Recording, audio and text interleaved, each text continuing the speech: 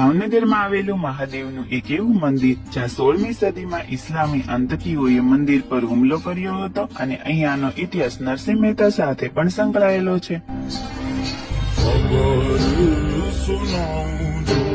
હા મિત્રો, હું વાત કરી રહી છું ગોપનાથ મહાદેવની। આ મંદિરના ઇતિહાસ પર નજર નાખીએ તો એ ભક્ત કવિ નરસિંહ મહેતાએ અહીંયા ઘણા દિવસો સુધી અન્ન અને જળ વગર મહાદેવની આરાધના કરી, જેથી મહાદેવ પ્રસન્ન થયા અને વરદાનમાં જે માંગવું હોય તે જણાવવા કહ્યું। ઘણી આનાકાની થતા અંતે નરસિંહ મહેતાએ ભગવાન શ્રી કૃષ્ણ અને ગોપીઓની રાસલીલાના દર્શનની ઈચ્છા વ્યક્ત કરી। શિવજીએ તેમની ઈચ્છા પૂર્ણ કરી। રાસલીલા પૂર્ણ થયા બાદ ગોપીઓ ફળાહાર કર્યા પહેલા મહાદેવની પૂજા કરી, તેથી આ મહાદેવનું નામ ગોપનાથ મહાદેવ પડ્યું। અને હા, ઇસ્લામો મૂર્તિ પૂજાના વિરોધી હતા અને ભારતમાં મંદિરો સાથે યુનિવર્સિટીઓ પણ વિકાસ પામતી, તેને અટકાવવા અને ભારતના શિક્ષણ તંત્રને તોડી પાડવા ઇસ્લામોએ આક્રમણ કર્યું, પરંતુ મંદિરોને તે સમયના રાજાઓએ બચાવી લીધું। આ મંદિર ભાવનગર જિલ્લાના તળાજા તાલુકા નજીક સમુદ્ર કિનારે આવેલું છે, જ્યાં શિવ, સૂર્ય અને સમુદ્રનો સાક્ષાત સંગમ જોવા મળે છે। તો આ મંદિરની અવશ્ય મુલાકાત લેજો અને આઉટ ઓફ હોમ પેજને ફોલો કરી લેજો।